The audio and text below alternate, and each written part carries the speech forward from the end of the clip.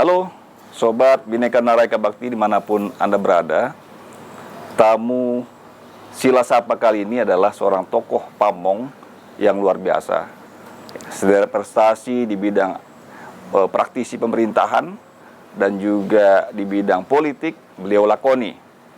Siapa dia? Ayo kita simak wawancara berikut ini. Ikuti saya, Jose Rizal, tuan rumah Sila Sapa.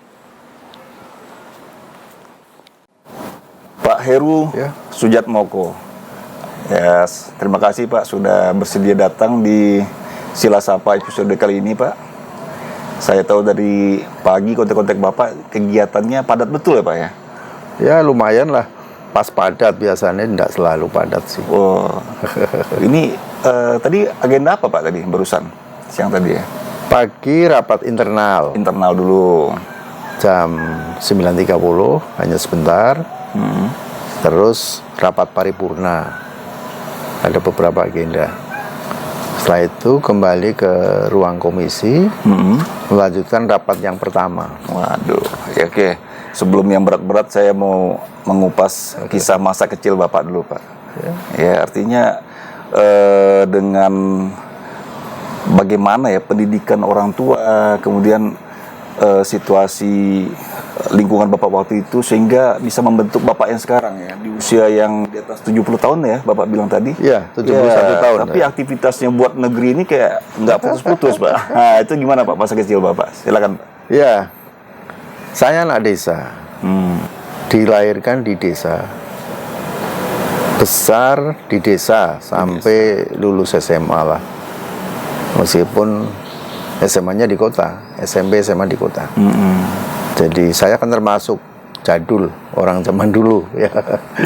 Saya dilahirkan menurut catatan tanggal 13 Juni 1951. Jadi kalau kita merujuk ke hari kelahiran Bung Karno, 50 tahun setelah Bung Karno dilahirkan. Beliau 6 Juni, saya 13 Juni. 13 Juni. Bukan berarti saya sekelas beliau. Maksud saya hanya menggandengkan waktu. Tapi sebintang dengan beliau Pak ya? Iya, satu bintang. Satu bintang. Bapak saya guru SD. Oke. Di desa.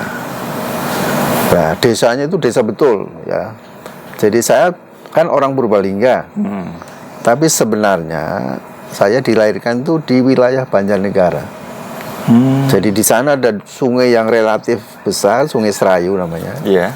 Yang mata airnya di Wonosobo, melewati Banjarnegara, Purbalingga, Banyumas, Cilacap, sampai akhirnya bermuara di Laut Selatan, di Cilacap itu. Nah, ibu saya itu orang kidul kali di sana istilahnya, selatan sungai, selatan Sungai Serayu. Iya. Nah, bapak saya orang lor kali.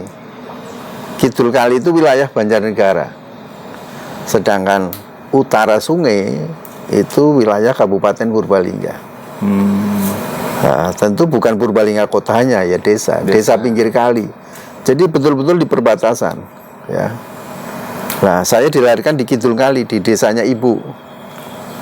Tapi konon menurut cerita orang tua, umur 8 bulan masih bayi, saya diajak pindah orang tua ke wilayah Kabupaten Purbalingga, ke desa asalnya bapak saya, yang di lor kali itu, di utara sungai itu. Dari selatan ke utara. Ya, terlanjur ketika masuk sekolah SD, SR dan waktu itu tercatatnya dilahirkan di desa wilayah Kabupaten Purbalingga itu. Jadi terlanjur sampai sekarang. Tapi sebenarnya di wilayah Banjarnegara. Bukan maksud memalsukan lah kira-kira, tapi itu seolah-olah dengan sendirinya aja, karena dari bayi sudah di Purbalingga. SD sekolah saya di desa setempat. Nama desanya juga tidak terlalu bagus, tapi ya walaupun mau diganti nantinya malah tidak benar kan, diganti nama yang bagus maksudnya. Oh gitu.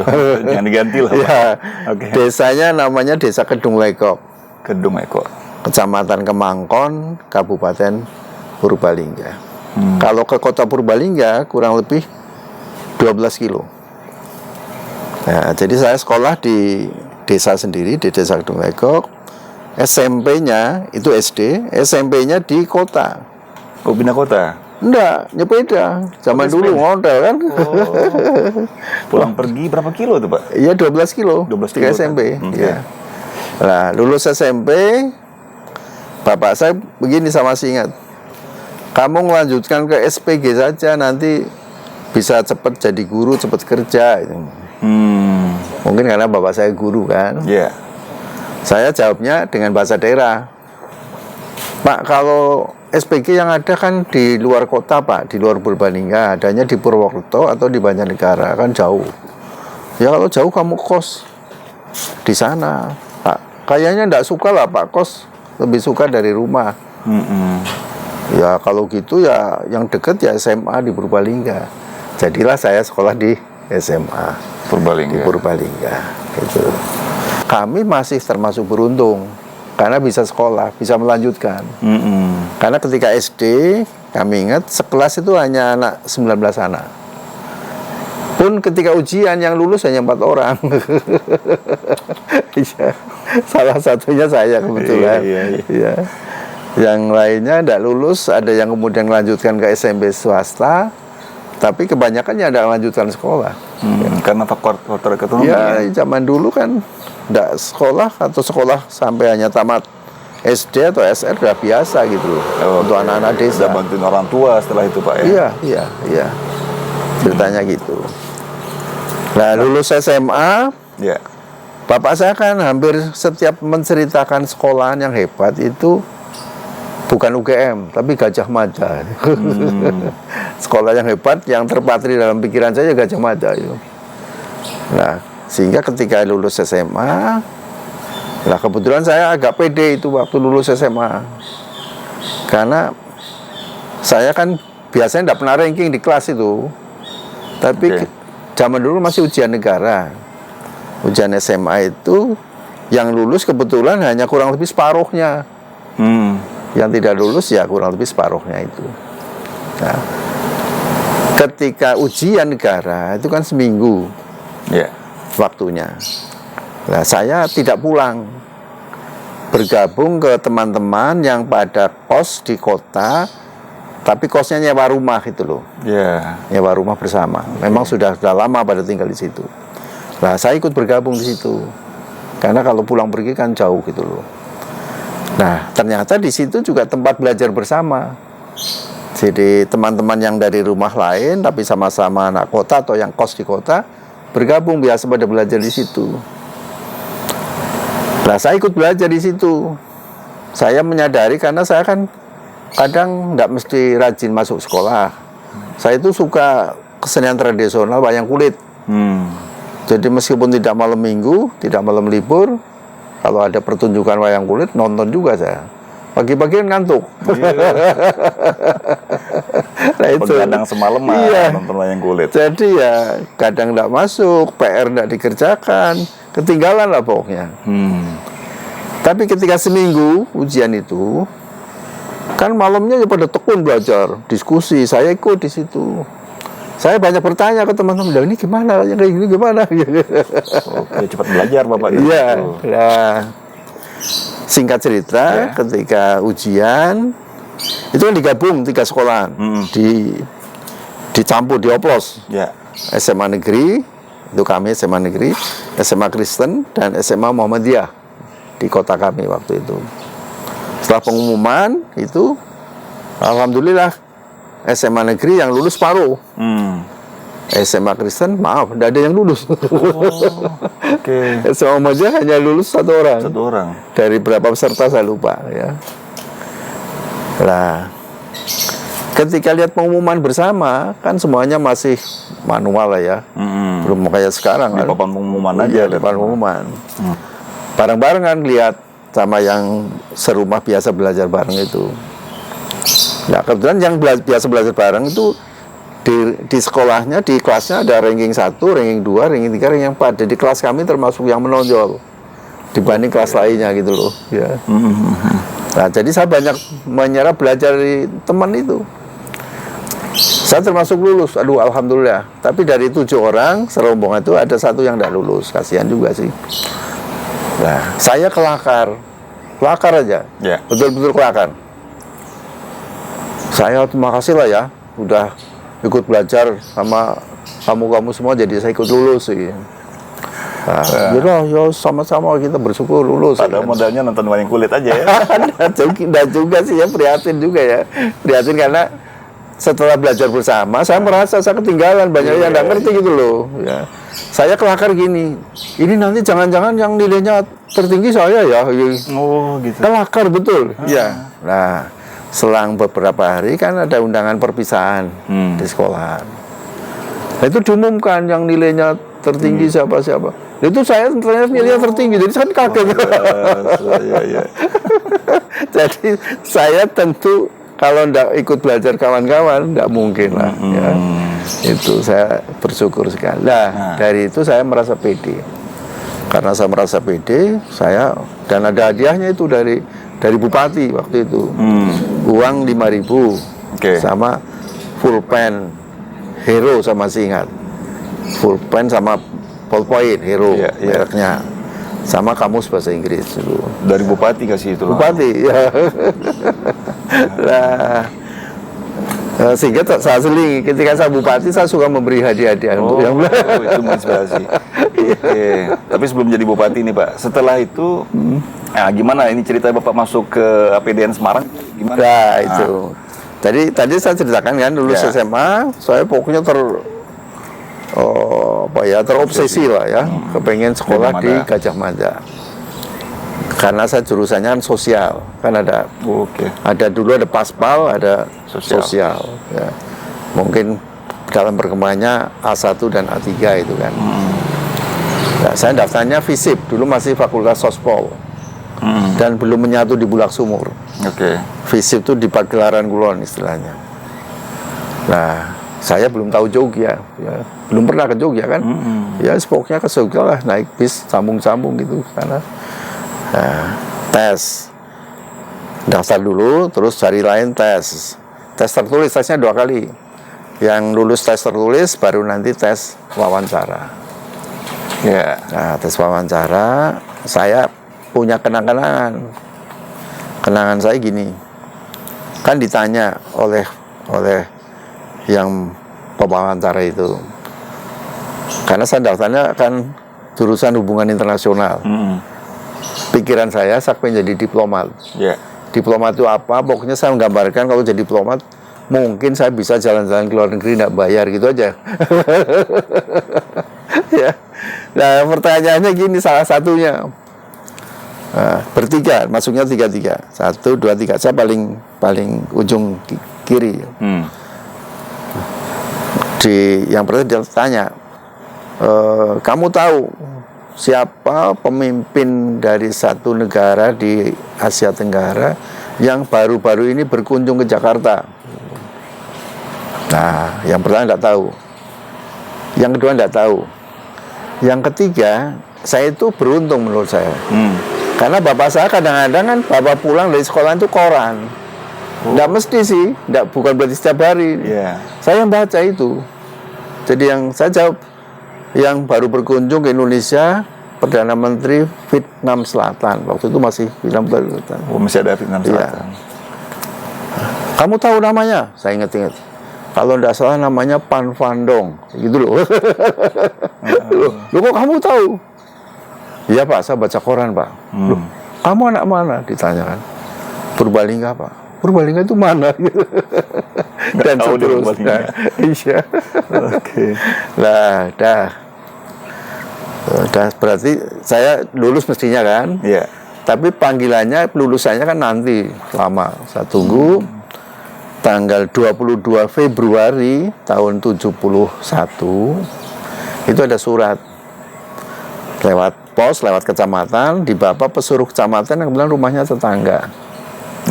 Tetangga orang tua kami tinggal itu, bawa surat itu. Saya buka, saya tunjukkan bapak saya.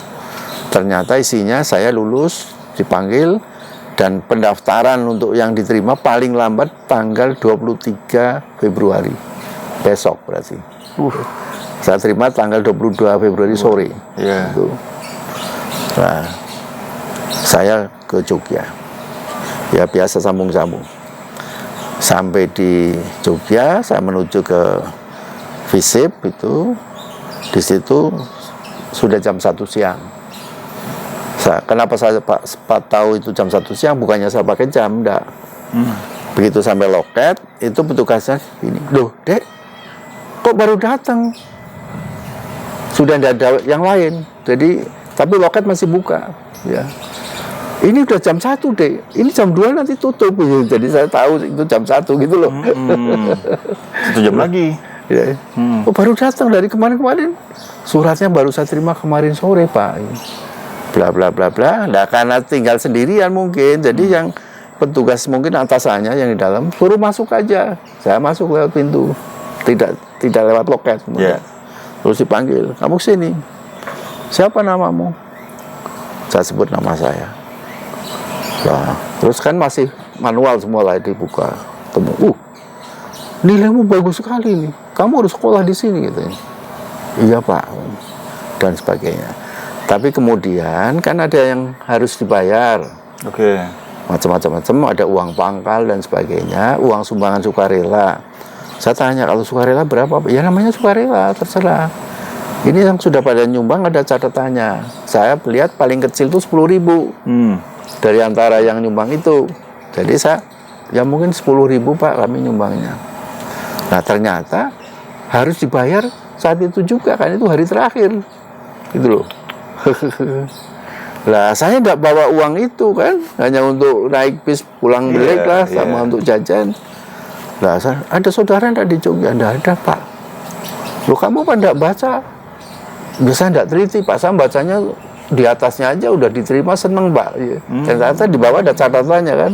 Bayar tadi. Iya. Tapi nggak sampai nominal berapa itu harus menyelesaikan ini gitu aja. Nah, terus setelah lama akhirnya gini dek, kamu saya beri waktu 3 hari untuk melunasi ini, tapi jangan bilang-bilang gitu.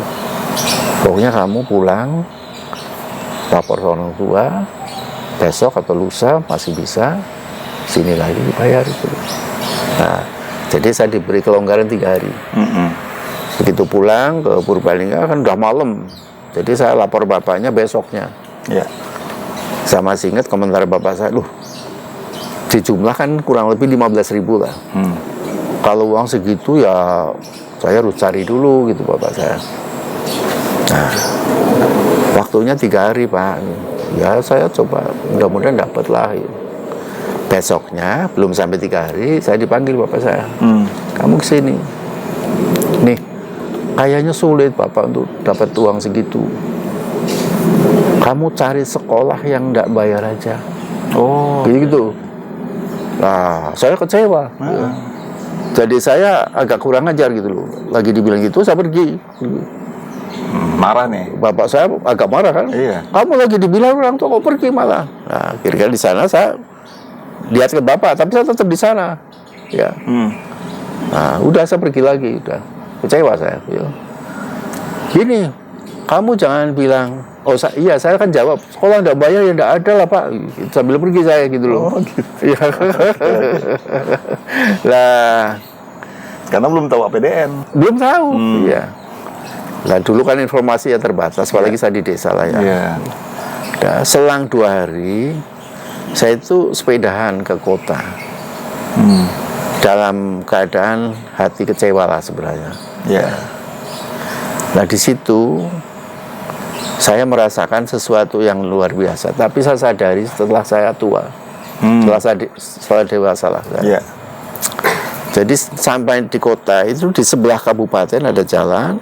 Di situ ada rumah teman saya SMA, seangkatan, namanya Arifin. Sekarang pensiunan guru SMP.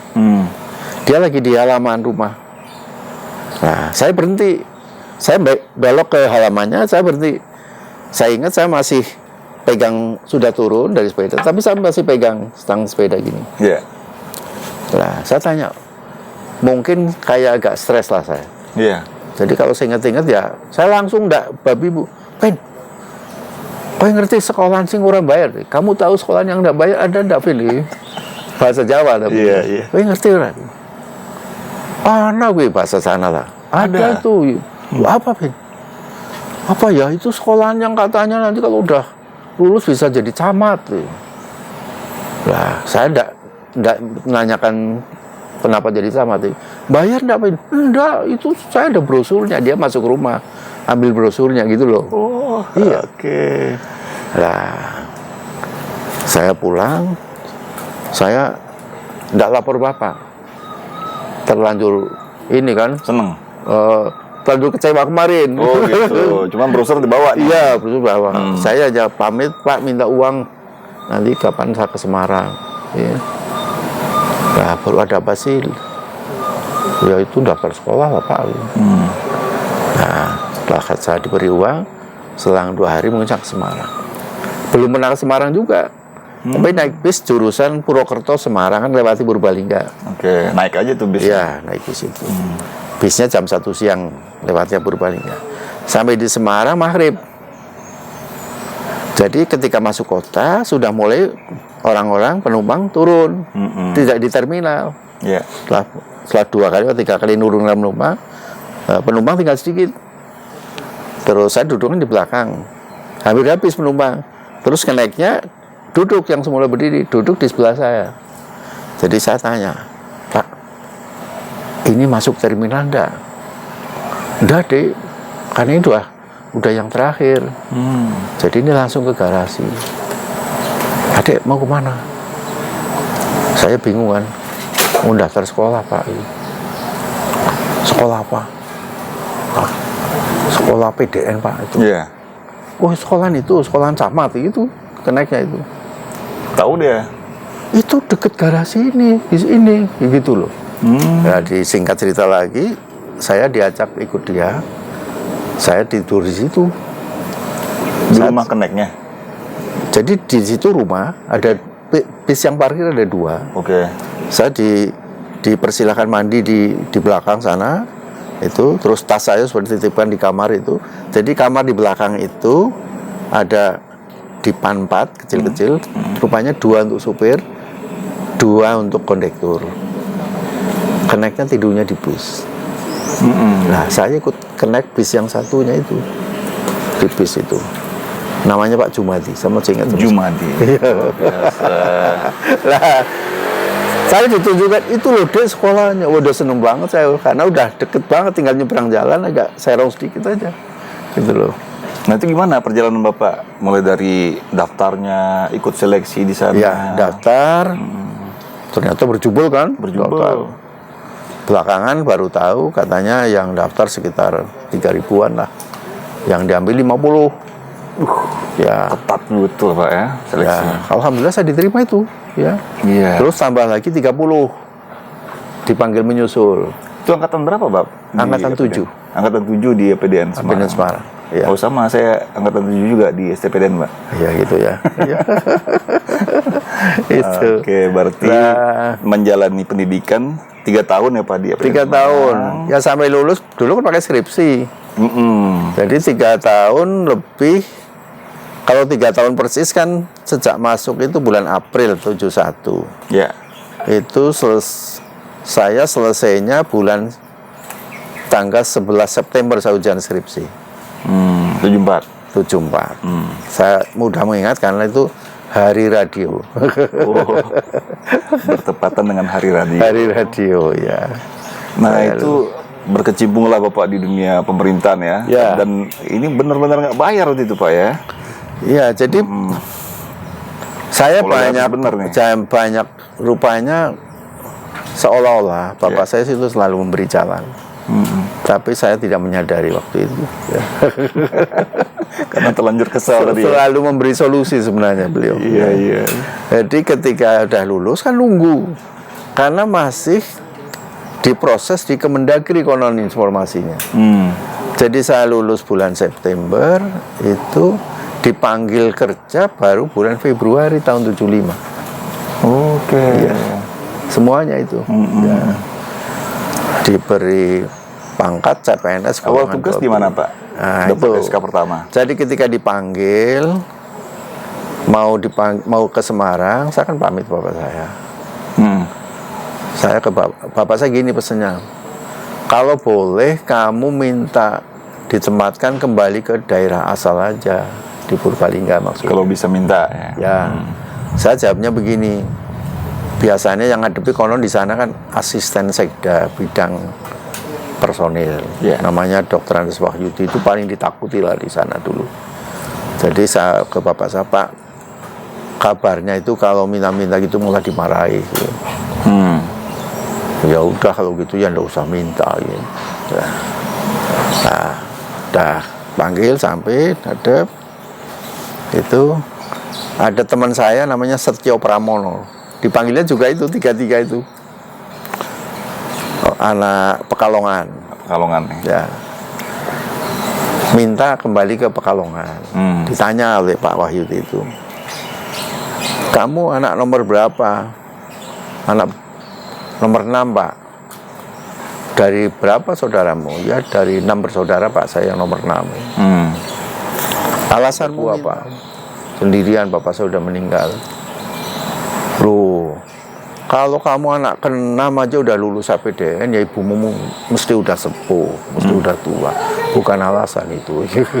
Udah dikabulkan. Nah, ketika sampai giliran saya, kamu aslinya orang mana?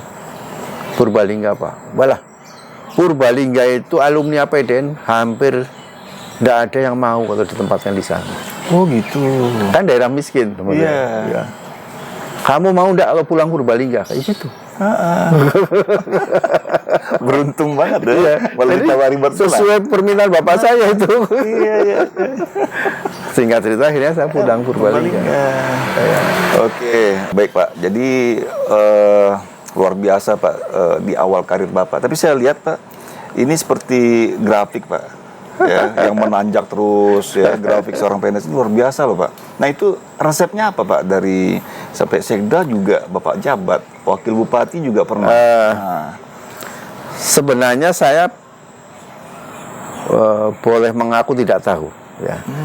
Tapi mungkin kalau saya ceritakan bisa diambil perkiraannya ini karena apa gitu. Gimana? Saya sendiri gitu.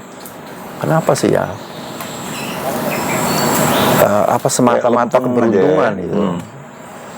Kalau keberuntungan kan dari Tuhan lah pasti ya. Tapi apa, saya hanya itu aja, tidak ada upaya, tidak ada ikhtiar gitu loh ya.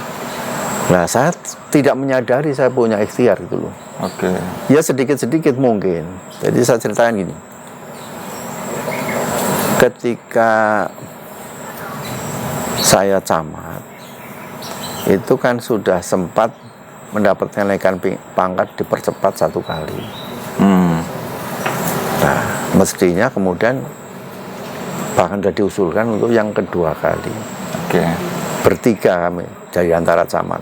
Saya camat Puputsari namanya. Yang kemudian satunya senior kami, angkatan 3, angkatan 7, camat kota.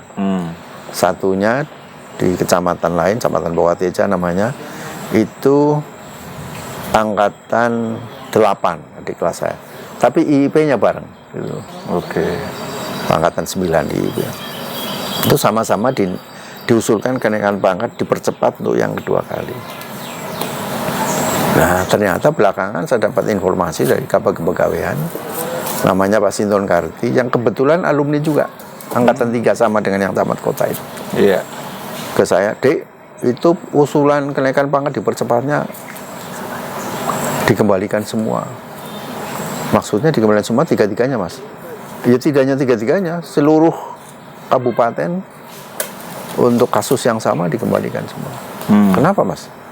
Karena ada surat gubernur yang menentukan kenaikan pangkat dipercepat, tidak boleh berturut-turut. Kemudian ini yang menarik lagi nih Pak. Ya, Bapak dilamar Pak Ganjar jadi wakil gubernur ya. Ketika jadi yang Bupati Purbalingga ini gimana Pak? Kok bisa dipasangkan dengan Pak Ganjar di periode pertama beliau? Jadi saya sebenarnya banyak tidak mengerti bagaimana proses di partai itu. Ya. Tapi satu saat ada namanya Pak Catur. Pak Catur itu inisiatif sendiri ataukah dia didorong oleh siapa saya tidak tahu persis. Pak Catur itu anggota DPRD Kabupaten Purbalingga dari fraksi PDI Perjuangan. Itu membujuk-bujuk saya supaya nyalon gubernur. Oke. Ya, dia berdalih katanya banyak nasihat dari orang tua. Terus juga satu saat pernah komunikasi dengan Pak Cahyokumolo. Ya, nah singkat cerita entah apakah benar alasan itu, dia terus dorong-dorong saya supaya nyalon gubernur. Oke. Tapi saya sendiri menyadari, saya kan pertama saya memang sudah jadi anggota PDI Perjuangan sejak saya wakil bupati pensiun. Ya. Dari PNS saya oleh ketua DPC PDI Perjuangan Kabupaten Purbalingga langsung diberi KTA, kartu tanda anggota. Ya. Dan saya mau memang. Ya. Jadi saya resmi jadi anggota PDI Perjuangan. Ya bukan pengurus. Saya wakil bupati sampai saya jadi bupati gitu. Ya. Nah, ketika ada bupati itu, jadi bupati saya persisnya menjabat baru kurang lebih 2 tahun. Maaf, 2,5 tahun. 2,5 tahun jalan. Bupati Ya. Purbalingga. Iya, nah itu Mas Catur bujuk-bujuk saya terus. Sampai saya berpikirnya agak kurang bagus lah, ini kok risih saya. Iya.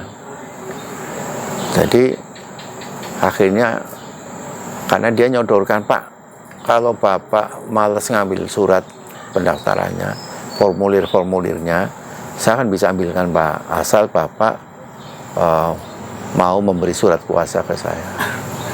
Alah, kok repot-repot Mas Catur buat surat kuasa, Bang. Yeah. Saya juga tidak mau daftar.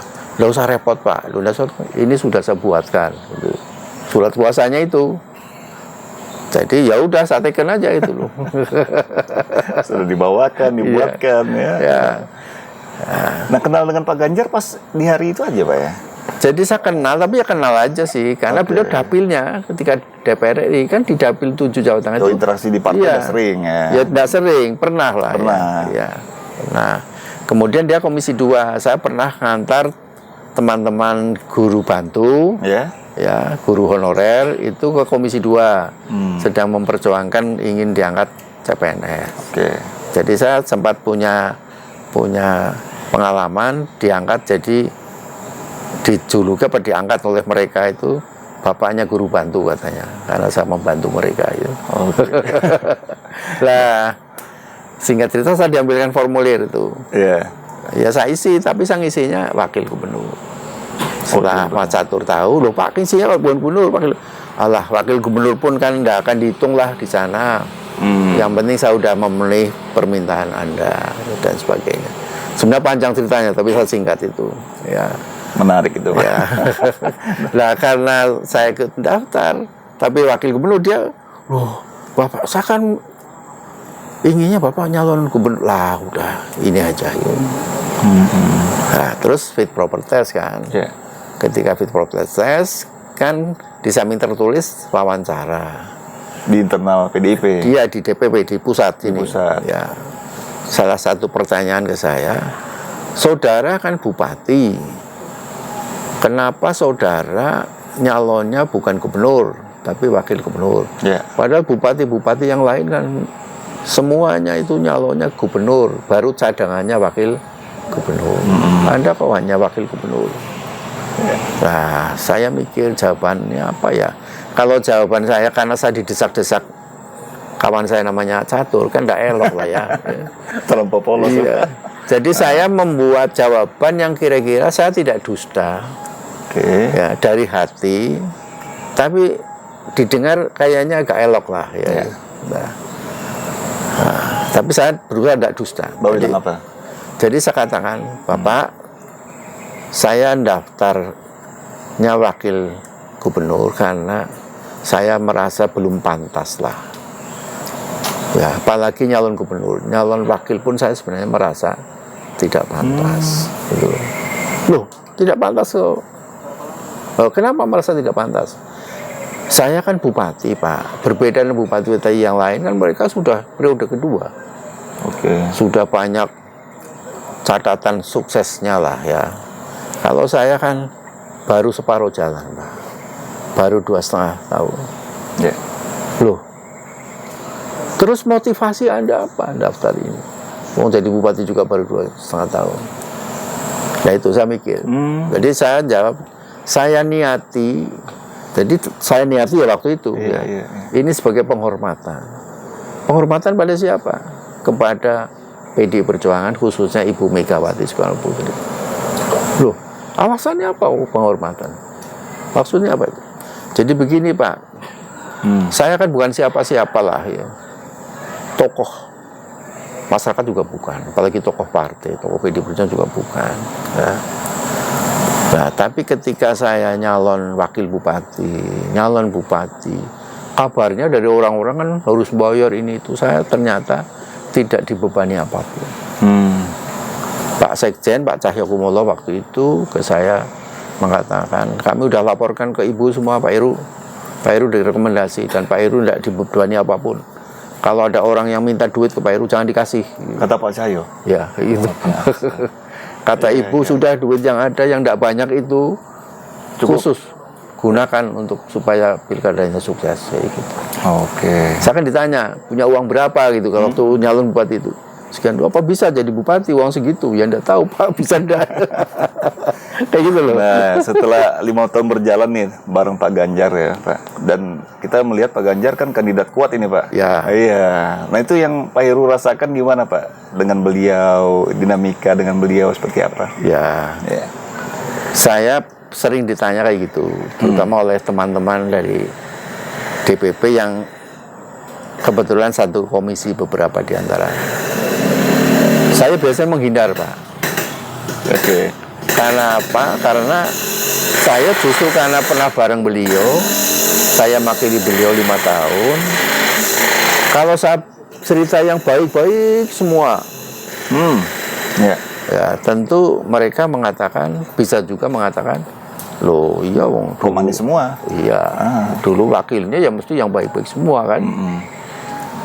Tapi kalau saya menyampaikan yang mungkin kurang baiknya, kalaupun misalnya ada, kan tidak elok masa saya menceritakan Oke. hal yang tidak baik. Iya. Satu. Atau yang kedua, jangan-jangan nanti orang kesannya, loh ini Pak Heru cemburu apa gimana kok ceritanya yang jelek-jelek gitu loh. Ya. Jadi memang saya tidak biasanya menghindar Pak dari Untuk pertanyaan itu. Ya. Tapi kalau di sini ngomong dong Pak. Baik Pak Heru, ini tentang pekerjaan sekarang nih Pak ya, Ya. di sebagai anggota DPR RI, Ya. ya, Dapil 7 Jawa Tengah Bapak ya. Dapil 7 Jawa Tengah. Jawa Tengah. Bapak figur pamong iya, praktisi pemerintahan, politisi. Nah sekarang saya mau tanya, bagaimana Bapak melihat pemerintahan sekarang ini Pak? Nah, Ya. Tentu bisa dilihat dari berbagai sisi. ya. Tapi salah satu sisi yang pernah saya sampaikan dalam rapat dengar pendapat, antara lain dengan Mendagri, Oke. juga dengan Menpan RB, saya menggambarkan ibarat pemerintahan negara Republik Indonesia satu tubuh manusia itu kepalanya gede, ya ganteng lah ya, badannya kuat, tapi lengan dan kakinya lemah, jari-jarinya sangat lemah. Nah, konkretnya pemerintahan pusat kuat, Ya. pemerintahan provinsi relatif kuat, pemerintahan kabupaten agak kuat, tapi bebannya banyak sekali. Nah, mestinya pemerintahan kabupaten ini harus dibantu oleh struktur yang kuat di bawah. Apalagi dengan kondisi desa yang sebenarnya memerlukan perhatian besar, tapi kemampuan kita di sana kecil. Ya. Dari SDM-nya, dari kelembagaannya, dari kemampuan pembiayaannya. Sekarang aja ada dana desa. Ya, tapi itu baik, tapi tidak cukup, masih jauh dari cukup. Sementara permasalahan yang krusial sebenarnya ada di sana. Terutama kalau kita bicara pembangunan sumber daya manusia yang berkelanjutan, ada di sana itu. Stunting itu ada di sana. Betul. Iya. Iya kan? Pelosok daerah ya, permasalahan itu banyak. Iya. Terus macam-macam lah. Ya. Iya. Kesehatan, pendidikan, ekonomi rakyat. Itu permasalahan di sana. Ya. Program di atas bagus-bagus, tapi sampai ke desa ibarat jari kita mau minum, Ya. ngambil gelasnya pakai jari. Badannya kuat, kepalanya kuat, pinter, ya. Tapi jarinya lemah. Oke. Ya, ini problem, gitu loh. Problem kita semua. Iya. Untuk menata Jadi saya pemerintahan. mengusulkan, Oke. paling tidak diawali dengan kita memperkuat pemerintahan di tingkat kecamatan. Minimal di kecamatan dulu Ya, sampai situ kecamatan. ya. Supaya pemerintahan kecamatan, sekarang kan Kementerian Desa itu merekrut namanya pendamping-pendamping desa. Ya. Yang sifatnya sementara. Ya, saya tidak mengecilkan itu juga bagus, tapi tidak cukup. Tapi kalau pemerintahan kecamatan diperkuat, dia bisa menjadi pendamping permanen desa. Tidak hanya pendamping, bahkan penasehat, pembimbing, fasilitator, gitu loh. Tentu bukan dengan pemerintahan kecamatan seperti yang ada sekarang. Iya. Kalau jumlah kecamatan terlalu banyak, kita pilih kecamatan tertentu dulu, yang kondisinya memang sangat memerlukan. Di situ kemiskinannya tinggi, Ya.